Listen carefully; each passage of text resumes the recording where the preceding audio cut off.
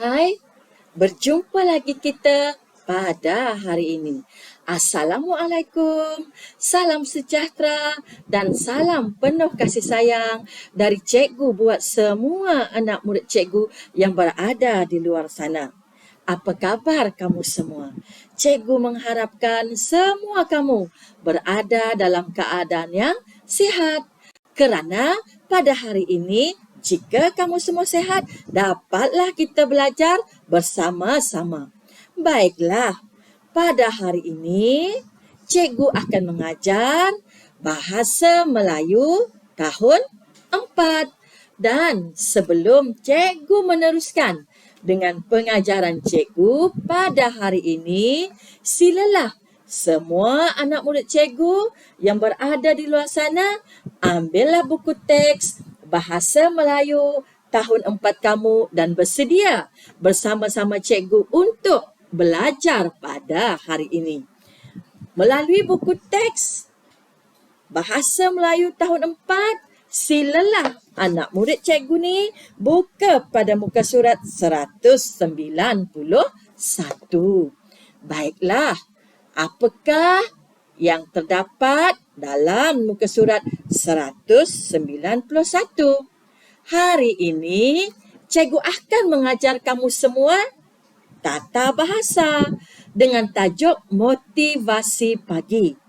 Baiklah, sebelum cikgu meneruskan pengajaran cikgu pada hari ini, ingin cikgu memberitahu kepada semua bahawa aktiviti kita pada hari ini adalah melengkapkan petikan dengan kata nafi yang sesuai.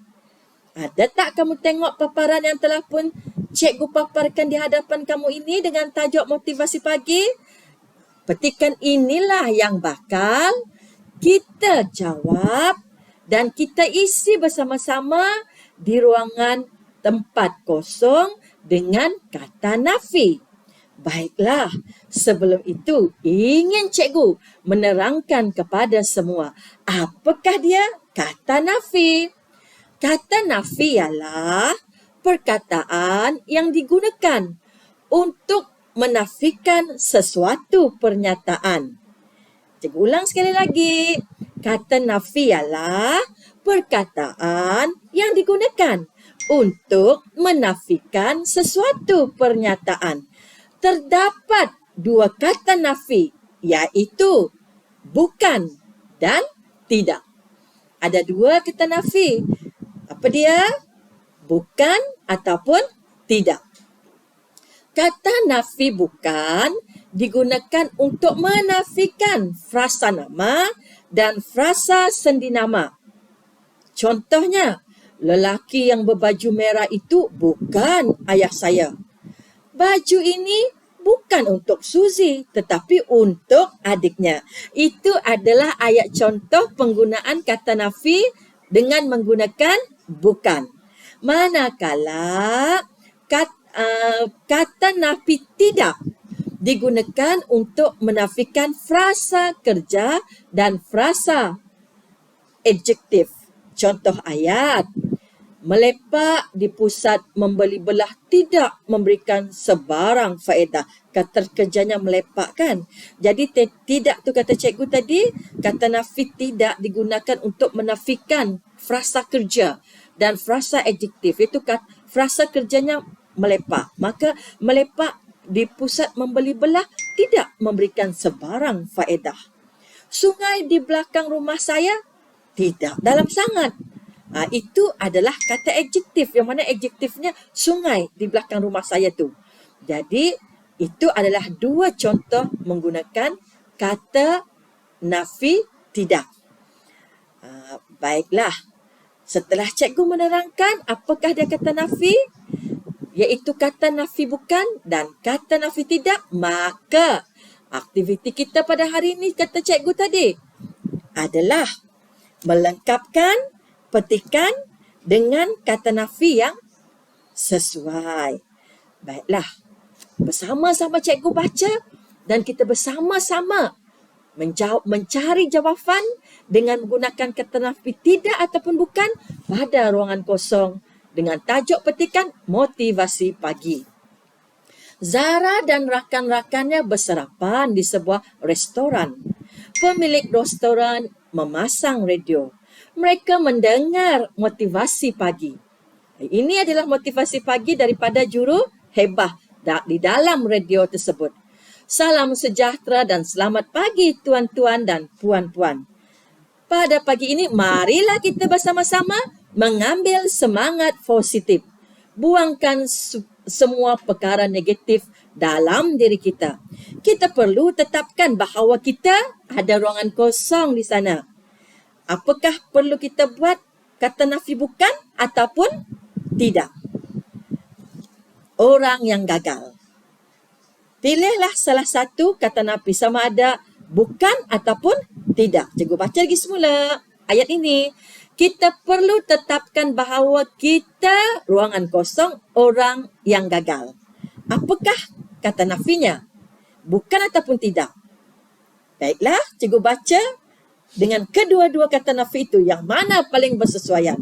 Kita perlu tetapkan bahawa kita bukan orang yang gagal. Atau kita perlu tetapkan bahawa kita tidak orang yang gagal. Pilihlah salah satu antara dua kata nafi tersebut untuk kamu tulis ke dalam ruangan kosong tersebut. Seterusnya, kita, ruangan kosong lagi, akan berada bersama-sama dengan orang yang gagal. Adakah kata nafinya bukan atau kata nafi tidak?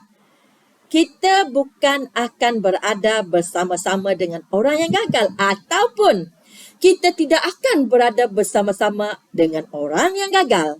Pilih salah satu kata nafi tersebut sama ada bukan ataupun tidak dan tulislah di ruangan kosong yang disediakan di sini. Seterusnya, maafkan cikgu, terapkan dalam minda kita bahawa semua orang di sekeliling kita adalah orang yang berjaya. Tuan-tuan, kita perlu senyum kepada semua orang di sekeliling kita. Jika kita berwajah muram, pasti ada yang ruangan kosong lagi. Suka, tanda noktah di sana. Apakah kata nafinya? Adakah kata nafi bukan ataupun kata nafi tidak? Pilih salah satu di antara kedua-dua kata nafi tersebut. Cikgu baca lagi sekali.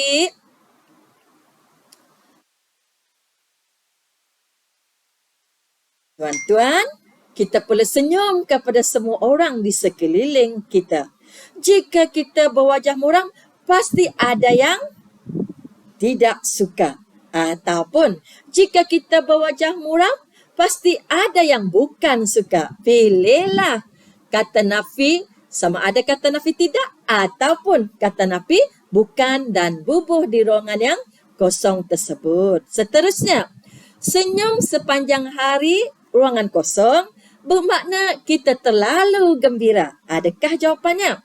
Senyum sepanjang hari bukan bermakna kita terlalu gembira ataupun senyum sepanjang hari tidak bermakna kita terlalu gembira. Pilihlah salah satu jawapan yang paling sesuai bagi menentukan kata nafi yang bersesuaian untuk kamu tulis di dalam ruangan kosong tersebut. Seterusnya, sebenarnya kita ingin membawa semangat positif kepada semua orang di sekeliling kita. Sebelum mengundur diri, saya menyeru para pendengar agar adakah sama ada perkataan bukan ataupun tidak bertindak dengan terburu-buru. Cikgu baca lagi sekali ayat ini. Sebelum mengundur diri, saya menyeru para pendengar agar tidak bertindak dengan terburu-buru. Atau sebelum mengundur diri, saya menyuruh para pendengar agar bukan bertindak dengan terburu-buru. Adakah kamu memahami maksud cikgu? Apakah dia kata nafinya?